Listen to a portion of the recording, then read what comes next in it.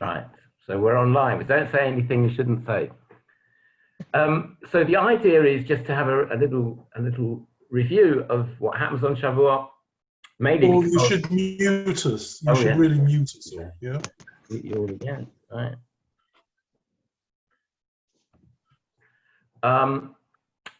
No, yes, right, it's all done. Because some or all of us won't be going to shul, and of course, when you're in shul, you do what you're told and you follow and you see what's going on. When you're on your own, you can either do nothing or you can have a go and make up your own service to suit. Oh, there's more people waiting, so we're going to bring them in.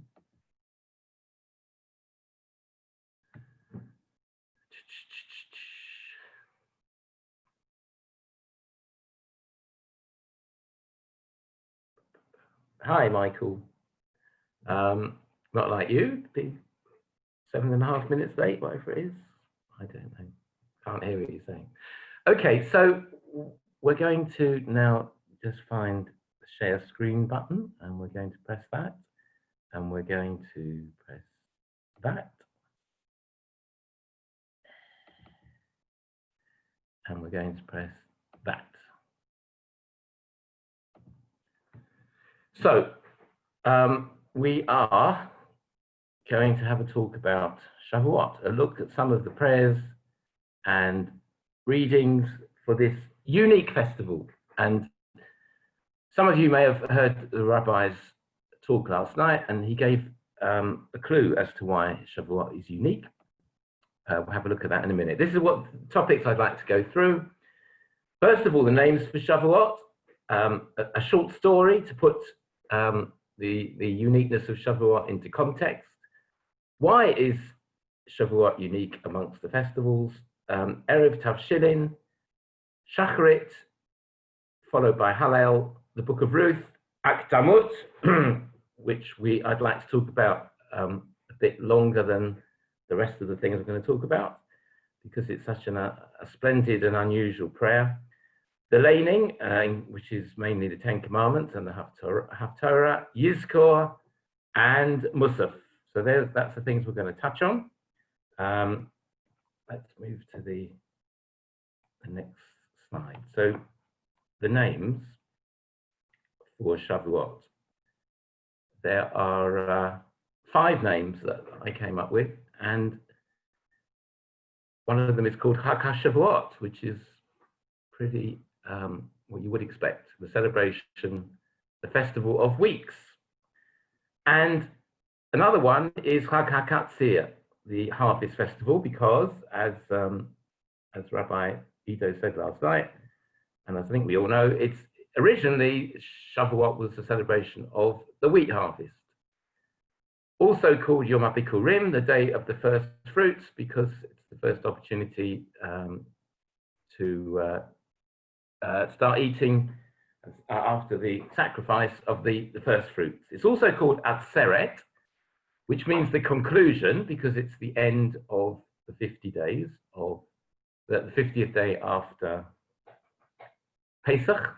And the final one, which perhaps is a later name rather than an earlier name, because as you may well know, it's not particularly mentioned in the Torah at all, Zaman Matan Toratenu, which is the time of the giving of our Torah, when the first set of the 10 of the tablets of stone, Moses went up the mountain, he collected them, he actually smashed them. The second set weren't delivered till Yom Kippur time. So it's a bit weird, really, that we're celebrating a time when the stones were smashed. But if any of you were listening to other talks from the chief rabbi and they all talk about these things. But I'm not going to go in detail about that. I just want to tell a story about the festivals, which I made up. Hold on a second. Let's just got to get used to this. Right, so we'll stay with that. Yeah, so to put things in perspective, let's just imagine that God, Hashem, is standing in front of his festivals, and the festivals are standing and they're waiting to receive their jobs. They don't know yet what they're going to do. So he says to the first one, the first festival person, or the first festival thing, he says, you are going to be Rosh Hashanah and Yom Kippur.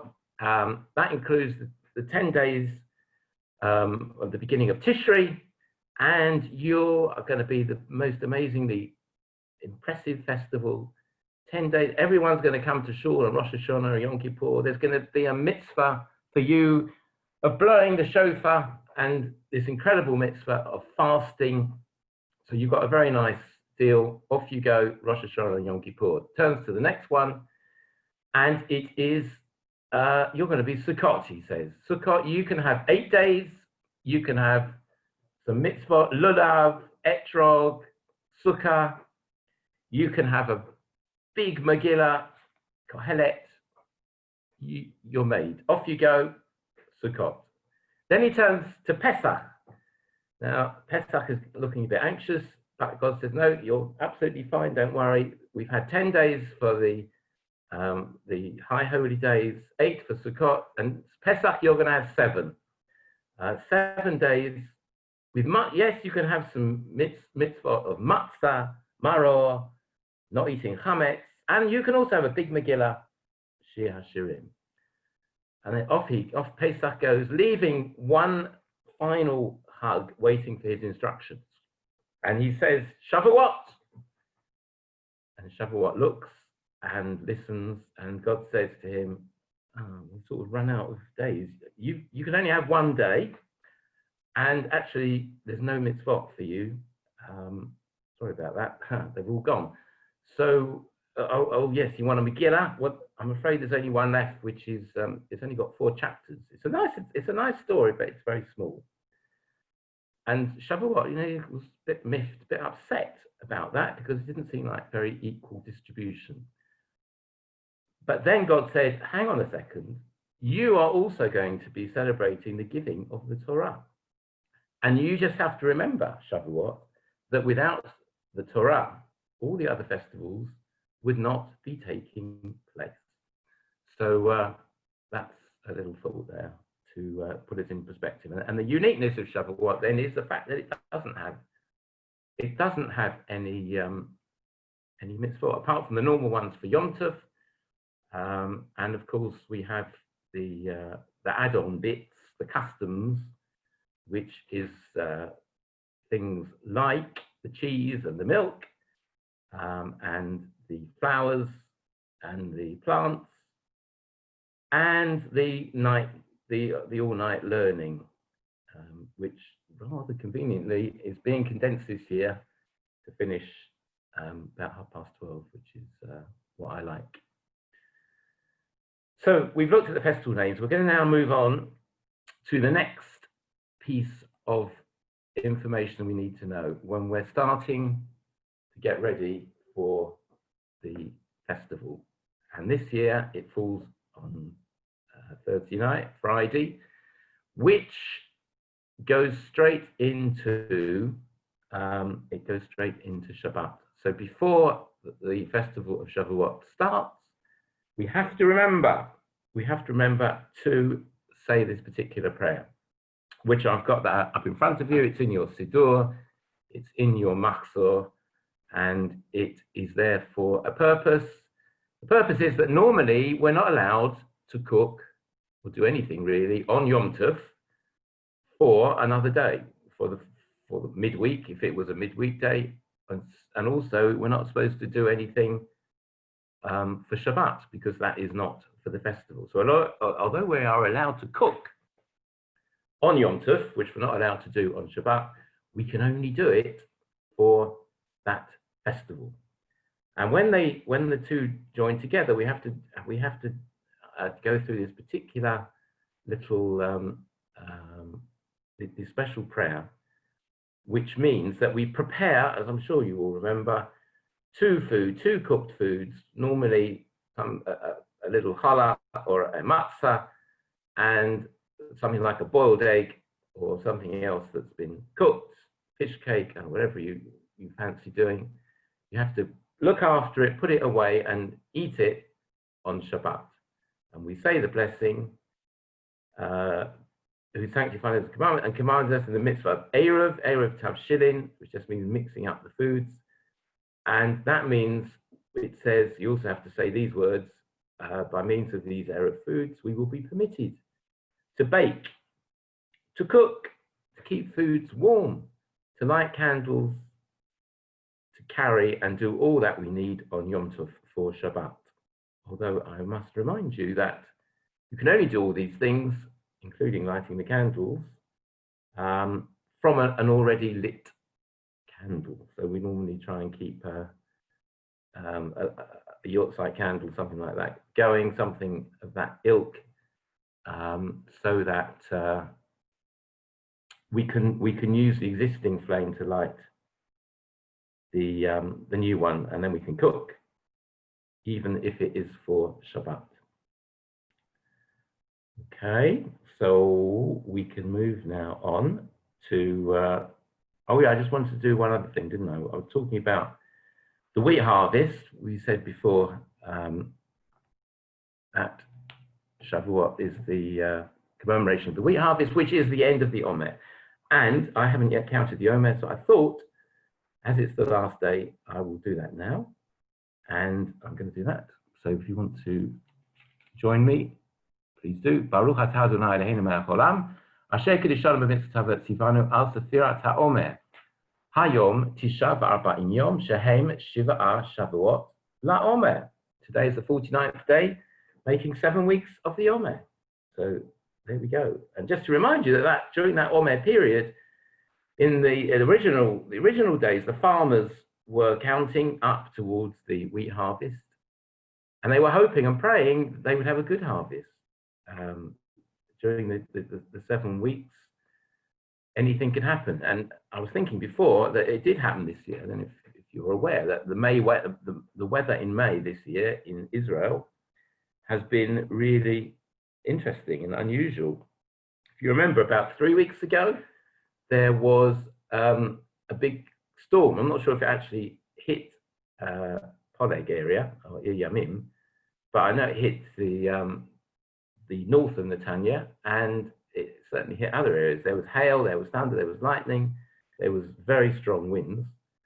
And then, so that would have really knocked the crops for 6 on its own. But then a few days after that, we had that massive heat wave, and that really would have not done well, especially if they wouldn't have had such good irrigation systems that could have drastically reduced the crop.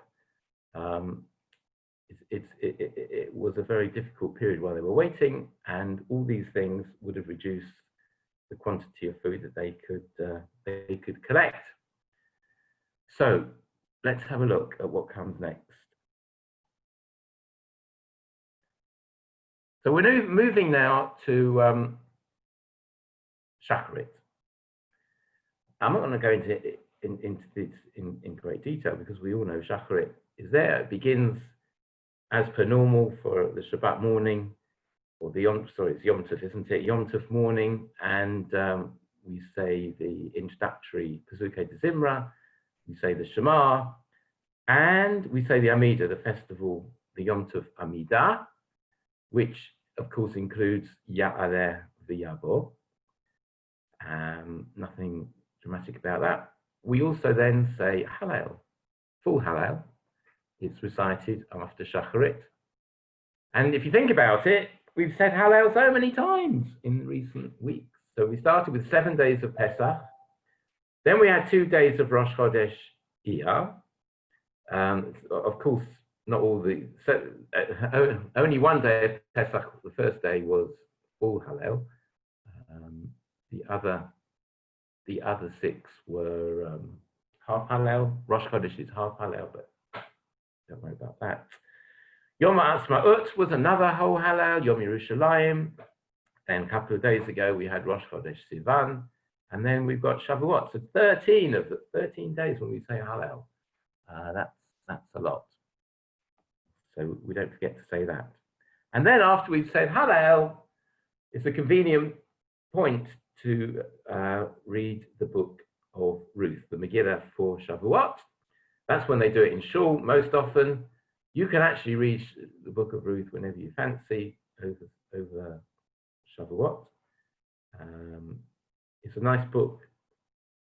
I'm sure you've all looked at it. There's lots of shiurim around about the relevance. And I'm just highlighting, although it's not exactly obvious why we would read that Megillah, there's lots of clues given, and they all seem to fit quite nicely. So first of all, the story of Ruth took place at the harvest time, so that's a connection. Then, of course, Ruth, she wanted to go with Naomi back to Israel, and she made her famous speech, "Your God will be my God," etc. So she accepted Judaism, she converted. It was very easy in those days. You just had to make a little declaration and you were in. And she managed to, well, was it through her, or was it all supposed to happen? She married Boaz, had a baby, and her descendant became King David. And the story goes that he was born and died on Shavuot. That's another connection. 4 chapters. If you haven't read it recently, it's a nice little story, well worth reading, and there's lots of hidden messages and obvious messages in it. So I'd now like to move on to Akdamut Milin, which you may or may not be familiar with, because it depends what time you normally come to shul. If you get there at the start of the laning, you may remember from previous years that there's an interruption to the normal proceedings, and just before we start the laning, which we're going to look at in a minute, we oh, hang on a second, my son, better let him in. We recite this amazingly weird, long, and extremely difficult to read poem. Hold on, I'm just going to bring it up. It should come through in a second. Here we go. Akdamut Milin, it's called. And if you've got your machzor, you'll find it, as I say, at the beginning of the laning.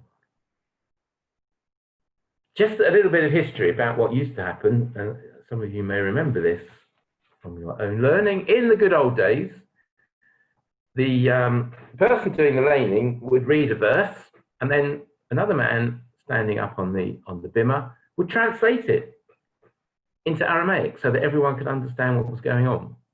So you'd have a verse of Hebrew, or maybe a few verses, and then a translation. And obviously that made the laning go on much longer, but it also meant that everyone understood what was being said in the vernacular, which at the time was Aramaic. And there still exists a translation, Targum Unclus, which was used in the shuls at the time as a translation. There are other translations as well. So this sort of is an echo of what used to happen, and it would be that they would start the first verse of our laning, and then the translator would come along and he would put his 2 penneth in. And as time went on, it wasn't only a translation, but the translator used to add his own thoughts and his own interpretations, and things got longer and longer. Now, I can't imagine how this happened, but somehow,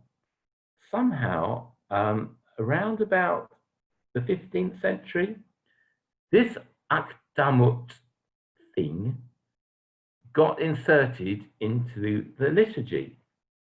And why is it surprising? Because it is, first of all, it's in Aramaic and it's very difficult to understand.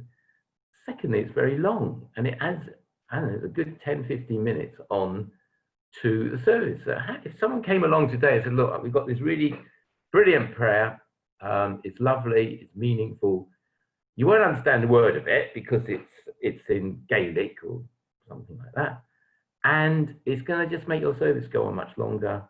I hope you don't mind, but we're going to do it this year, and we're going to do it every year after that. So I don't quite understand how it all happened, but we're going to find out a little bit more about it, if that's okay with you, because I think it's quite amazing that we're still reading it after all these years, not really knowing what it's about. And even if you're Israeli, you won't understand. You have to look in the Siddur, and you'll find some sort of a Hebrew translation. I'm just going to quickly scan down to show you how long it is. Okay, it is in fact 90 verses long. And I'm now going to go to the top, and I'm just going to show you the structure. If you can see, it starts off with Akdamut Milin, Shavuot Shuta. So the man is saying, we just started the laning. Instead, we changed that. Originally, it was after they'd just done the first verse, then in came this poem. But people didn't like that. Oh. You can't see it? No, Oh, no. Why is that then? it's just got the heading, the original page. Really? Maybe I have to. Oh, no. That's weird. Let's try. Oh, hold on a second. You are screen sharing. Stop share.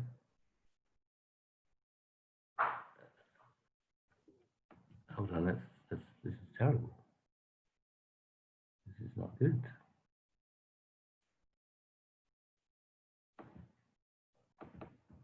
Right, so that's there. If I do stop share and now share.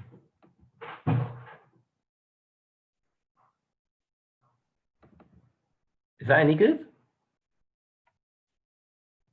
Yes. Yes? Right, sorry about that.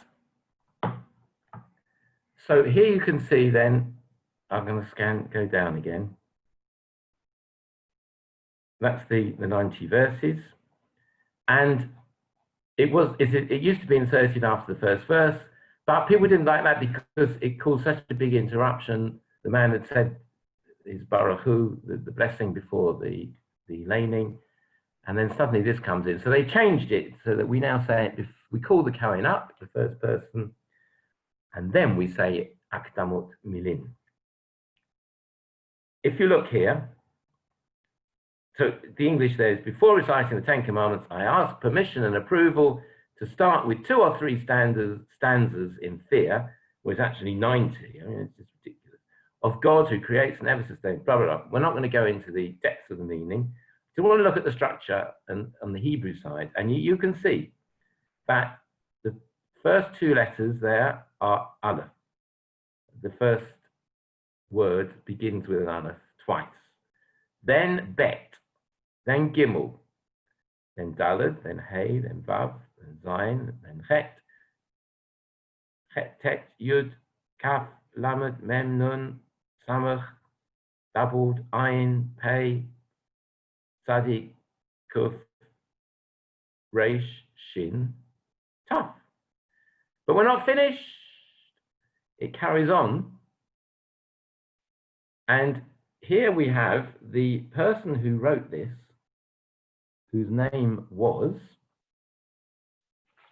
let me just remind myself what his name was.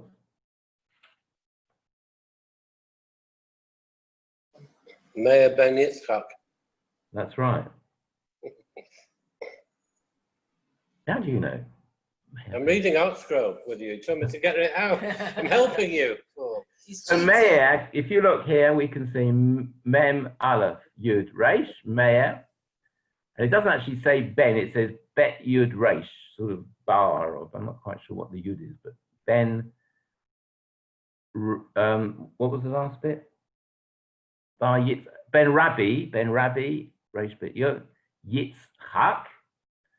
But he liked his poem so much, this Rabbi Meir Ben Yitzchak, who incidentally was a chazan in Worms in Germany, or Worms. Who lived there? Who remembers who lived in Worms in Germany?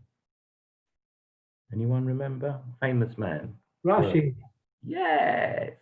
And he lived around about the same time as Rashi. He died in 1095. So his prayer was written a long time ago, and it wasn't for another 400 years before it actually appeared in the first time it was noticed. So it doesn't mean it wasn't said before. So we haven't finished with these initials because we've got up to Yitzhak, and then it carries on. It says Yigdal, may he grow, Torah, in Torah,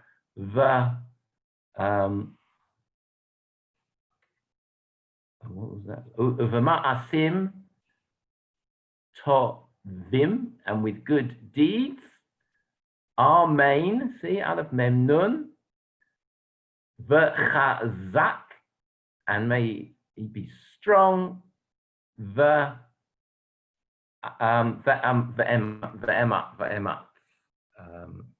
and courageous. And so each first letter spells out something.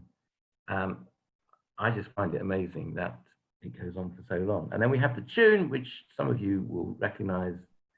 How it goes is the Chazan says the first two, and then the congregation say the next two. Haktamot milin v'sharut shuta avla shakelna harman urushuta, and then the congregation responds. Now also you look at the end of each verse, the last two letters, you can see each and every verse ends in Taf and Aleph. Taf and Aleph, which is a sort of an Aramaic ending, but they just arranged it so that every verse ends like that. And the idea is that that is the whole alphabet again, the first letter Aleph and the last letter Taf, which is all, it's all trying to make us think and realize that we have to, we've got to think about the whole Torah from beginning to end. And the message is that a Jew never stops learning Torah. When you finish, you start again. And that's why it was chosen for Shavuot, because it commemorates the Jews accepting the Ten Commandments on Mount Sinai. So there we go. The translation is, this is a nice translation. Most books, including the Art Scrolls, it's pretty unintelligible, but there's a really nice little phrase, which I'm going to just finish with in a second when I can find it. I've already missed it. Which is, here we go. I'm going to change it to a different wording. If all the skies were paper, do you remember that one? If all the, no, I can't remember it now. If all the sky was paper and all the if all the seas were made of ink, what would we have to drink? Who remember that was? Oh dear, I can't remember. I had it in my mind before. Anyway, it's a famous little poem. It's in the Quran. It's used extensively in various other prayers, not necessarily Jewish prayers, Christian prayers, and it's just quite interesting that it started here. If all the world was bread and cheese, what would we have to drink? Yeah, that one. Anyway, let's move on. So I've got to come out of this. David, someone else wants to come in. Okay. Right, so now I have to just move out of here and go back to, right, it's very complicated.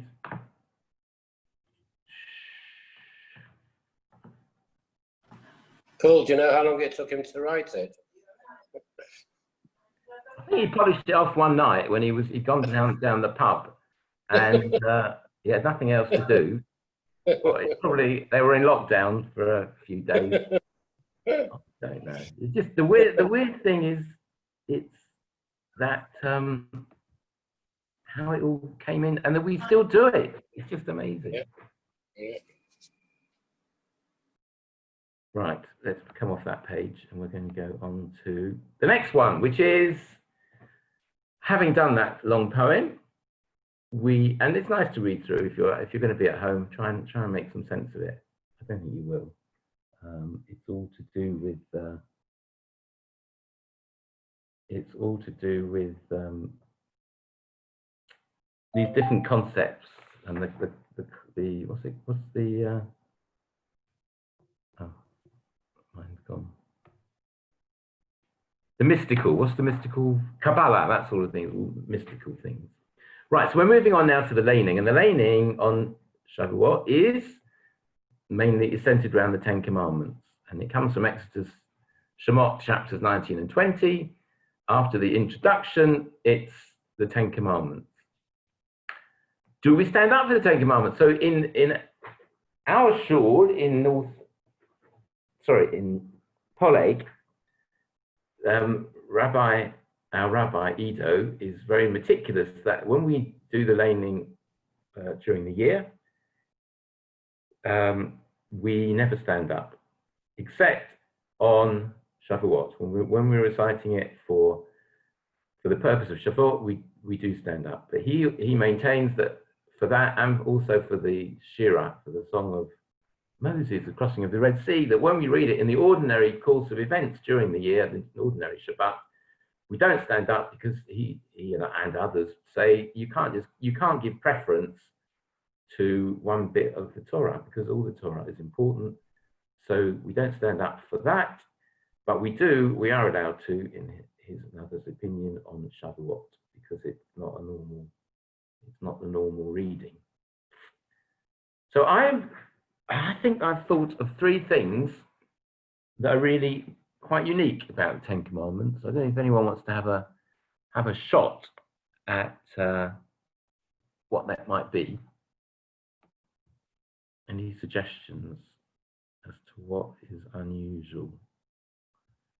So, it's going to go again, but let's just bear with me while you're thinking of why the Ten Commandments unusual, unique. So I'm going to stop share and then come in again and the Ten Commandments. So I've found in my mind three things that are a bit unusual about the Ten Commandments. Number one, I think it's the only place where you've got quite a long section of Torah that is repeated, because we say it in Shemot, and we also say it again at the end of the Torah in Devarim. There are a couple of minor changes, but basically it's the same. So I don't think there's anywhere else such a big chunk of Torah is repeated. There's other smaller bits. That's one thing that's unique. The next thing is that it has got in it something very unusual, which we're going to look at in a second. And the third thing is it's got some very short verses. It's got 2-word verses, which doesn't happen anywhere else. So I'm just going to move down and have a look at the text. We're not going into it in any way deeply, but the thing that is unusual about the Ten Commandments is to do with the notes. And for those of you that have got an idea about how the laning works, you will know that if you look at this line here by the bear, underneath the bet, you've got a note. On top of the hay, you've got those 2 dots. All these spare marks are the notes, and it tells you how to sing. There's one under the Resh, one under the Aleph, one under the Mem. But then something really weird goes on. You won't find this in most books, most Chumashim or Machzorim or Sidurim. But if you look here, we've got one note underneath and we've got another note on top. And we've got one note underneath and we've got one note on top. And we've got just one note there, on that. And we carry on, you'll see every now and then there's one there and one there. One there and one there. One there and one there. And one there and one there. So when you see it printed like this, and if you know how to lane, you are absolutely stuffed because you don't know what to do. Do you follow this note, that note? It's sort of a nonsense. And the whole point about what's happened in the Ten Commandments is there are 2 sets of notes. One is the upper set and one is the lower set. The upper set of notes is the way we read it on Shavuot. And indeed, nowadays, whenever we read it in public from the Torah, so the upper notes, all the notes on top, which are the big notes mainly, they're the exciting notes that every bar mitzvah boy loves to sing. However, if you're on your own, there's this other version, which are quieter, less joyful, less excitable notes, and they're called the lower notes. Yeah, so I suppose if we're on our own, actually it doesn't really matter. But if you are doing this on your own, the preferred way of singing it, if you're going to sing it, is actually just to use the quieter notes. So that's an interesting thought. I'm sure these rules used to be much more rigid than they are now, and as I say, in many chumashim and siddurim, you won't find this lower level, the one to be said when you're on your own. But some of you will have perhaps older books, and if you have a look, you may well find it, or you will find hidden away in the siddur somewhere else, just a very quick, a different set of notes for the Ten Commandments. So there we have something which is also unusual and something to remember. We've got all the commandments are all set out here, and here's the 2 verse ones: don't steal, don't murder. Those 3 verses, they're unusual because they've only got 2 verses. Okay, so that's a few words about 10 commandments. Now I have to get rid of this. Get rid of that. And go back to share screen. Go back to that.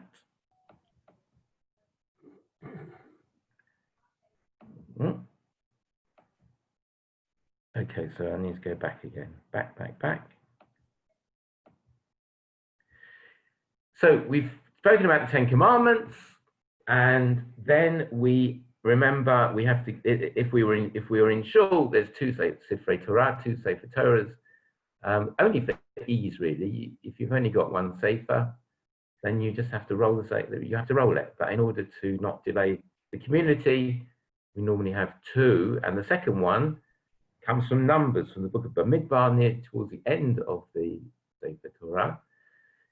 As with every festival and Rosh Chodesh, we find the sacrifice for them in this particular section of the Torah, and we choose the verses obviously for Shavuot, which we proceed to recite.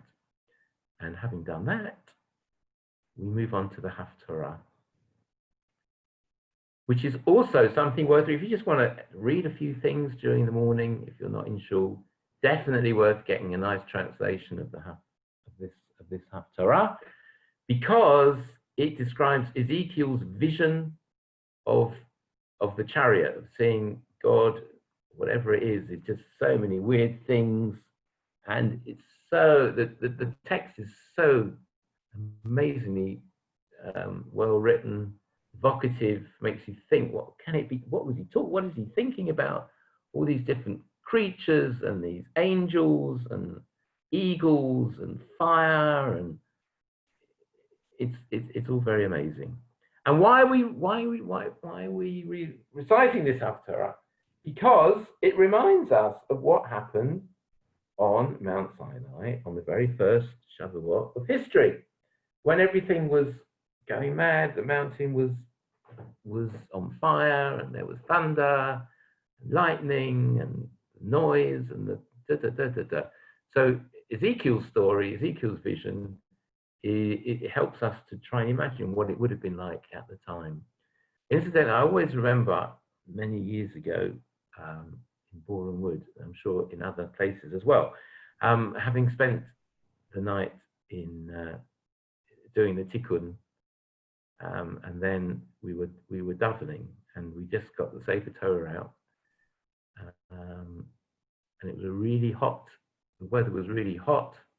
Obviously, it's in England. You can start davening very early, 3 o'clock, whatever it is. And suddenly there was this massive clap of thunder, which was just so unreal, because it was at the time we were starting to hear, to lane it and hear all about it. That was never forgotten, that, how amazing that was. So there we go. That's taking us through the Haftarah, and Ten Commandments we've spoken about. After that, then we have Yizkor, which we recite on every festival. Of course, in Israel, you've only got the one day. If you're not in Israel, if you're in Chutz La'aretz, it's always on the second day, Yom Tov. We recite Yizkor. We remember our departed relations, our friends, others, and I always think it's important to remember that not only are we doing that, but we're also, there is a special section there when we're thanking God for looking after us, particularly after all that everyone has been through for the last few weeks. We do need to be a bit thankful, or very thankful, that we haven't suffered too much. I don't think anyone in the room today, whereas others certainly have. So Yizkor, opportunity once again to remember our departed relatives. Paul, Yes. presumably, if the second day in Chutz La'aretz falls on a Shabbat, then they say Yizkor on the first day. Really? I don't Really? think so. Don't think so. I've got my book here. No, second day. Really? Always on the second day. Yeah. Always the second day. Even on Shabbat? Yeah. Yeah, absolutely. Why not? Well, why not? Incidentally, it's an interesting point you raise, because I was thinking, you know, there's some people have this custom that if you have a Yortzeit, which is coming up, and you go to shul, you get called up. Normally, they will say a little prayer on the Shabbat before Yortzeit, or on the day of the Yortzeit. That's all right. Azkara, that's the word, which it contains the word Yizkor, so a memorial. And there is a custom that some shuls have, many don't, that, or if it's a special day, if we're benching Rosh Chodesh, or it is Rosh Chodesh, or if there's another reason why it's a bit of a happier Shabbat than normal, then we all know we can't say the special prayer for the Yartzeit. Personally, I think there's something a bit weird about that reasoning, because as Michael has just realised, we say Yizkor on Yom Tov, and we say Yizkor on Shabbat. So therefore, I don't quite understand the rationale for not saying a small little Yizkor for someone who has got a Yartzeit coming up. But that's just my own personal reflection, and no doubt the rabbis have their own reasons. Yizkor takes us on to the end of the service in the morning, which of course is Musaf. The word Musaf, as we all know in our Ivrit lessons, means additional. Like you see that on the buses when they have an extra bus. Here we have an extra service. It's added on every festival, every Shabbat, every Rosh Chodesh, and it's centered around the sacrifice for the day. That's the sacrifice that we read. We laned it already in the Mufti. So you will find in each of those days that well, not Shabbat, because we don't say a special Mufti, but on festivals and Rosh Chodesh, in the Musaf, Amida, we repeat, you will find repeated in it the Mufti, the sacrifice for that particular occasion. And of course, we add in the special words for Shavuot at the appropriate places, because there's a space for each of the festivals. Insert here the correct one, unless you've got a maksuf for Shavuot itself. And we also have to remember that both in Musaf and in Shacharit earlier on, if you're on our own, we don't say the Kedusha. It should only be said if there's a minyan present. And I was talking to Diane about that, and she says, well, what happens if you do say it? So obviously I say, well, you get this bolt coming down from above, and hailstones battering against the window. But that's not what happens. Now, you can actually say the words of the Kedusha if you want to. There's nothing, they're just words. And it doesn't stop you saying, but the whole point is that they only take on the meaning that they're supposed to mean when they're said in a minyan, and when you have this interaction between the chazan and the members of the kehillah. So the chazan says one verse, the community answers, and it's all tied up with angels, and it's quite deep. So if you're on your own, we don't actually say it. But if you did want to say it, it just doesn't have the same kedusha, the same holiness, as if it's in a minyan setting. So that's our morning prayers, and then we come back for the afternoon. We have some lunch, go for a walk, go for a shluf, and later on it's time for mincha. And then it's Shabbat. I think I said at the bottom there, I like that. As Yom Tov segues into Shabbat. I like that. As Yom Tov segues into Shabbat, well, let's come to that in 1 second, because I didn't finish the paragraph above. So in the afternoon, before Shabbat comes in, you've got the timetable. It's about 7:15 or something, if I remember, 7:20. We have to light the Shabbat candles. We have to light the Shabbat candles before Shabbat comes in, obviously, and from an existing flame. You're not supposed to strike the match on Yom Tov. So you've got your existing flame, and you take your match or whatever you're going to use and transfer it across to the Shabbat candles. That's got to be done before Shabbat comes in. Then, at some time during Shabbat, you're going to eat the food that you set aside for the Erev Tavshilin. And meantime, on Yom Tov, I forgot, on Yom Tov afternoon, you'll obviously be cooking. You'll be preparing your Shabbat meal. You don't have to, it can be all pre-prepared beforehand. But even for lighting the candles, it is a good idea to say Erev Tavshilin. I forgot to say when I was talking about it earlier on that if you are not lighting the candles for whatever reason, and if you are not cooking for Shabbat, you actually don't need to say Erev Tavshilin, but they recommend that you do, just in case you need to do something that you hadn't planned on. So the final thing is we say Kabbalat Shabbat. We introduce Shabbat. Normally, of course, if you remember, on Friday evening we have several psalms, several Tehillim, and we have L'chadodi, and we introduce Shabbat in a very nice way. If you remember, in England, we miss all that out. If you're coming from Yom Tov into Shabbat, you miss all that out. But the Nusach that we have here, Nusach Safard, actually has a combination. So it misses out most of the Kabbalat Shabbat, but not all. So it says a few bits here and there, and it says half of L'chadodi. So it doesn't want to upset L'chadodi completely by missing it out, but it understands that we don't need to say the whole Kabbalat Shabbat service, because we're already in the elevated mood. It's already Yom Tov. We're not starting, we don't have to build ourselves up from nothingness to get to Shabbat, which is obviously always a higher level than a plain Yom Tov. So I think I have been through the main things that I wanted to mention. And are there any questions or thoughts or other things you want to say about Shavuot? Thanks for most inspiring and knowledgeable lesson.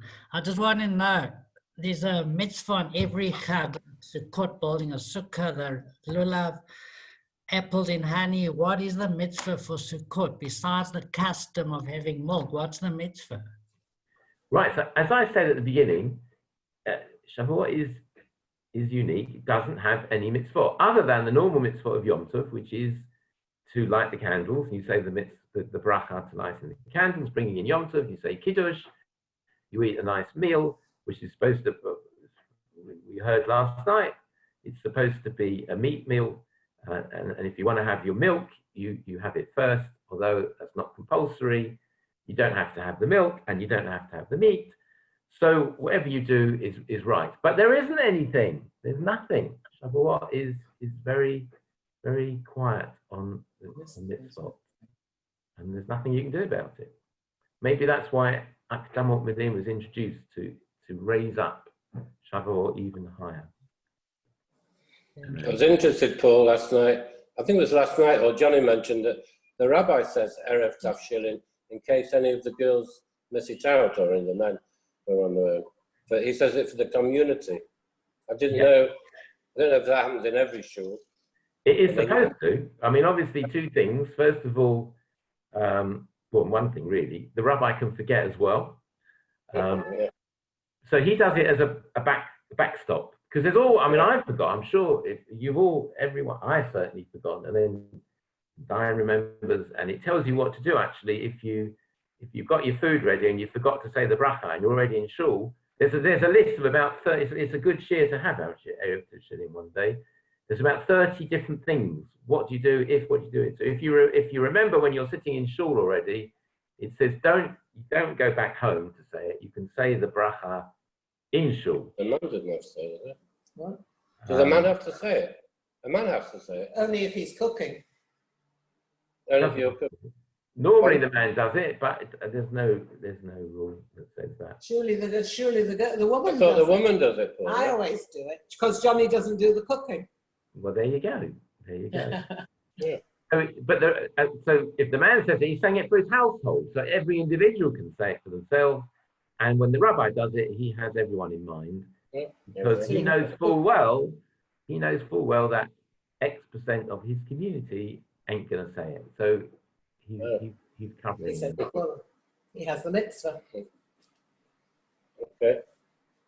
Paul, that was Thanks, such Paul. an It's a interesting talk. lovely Really explanation. interesting. You put so much work into it.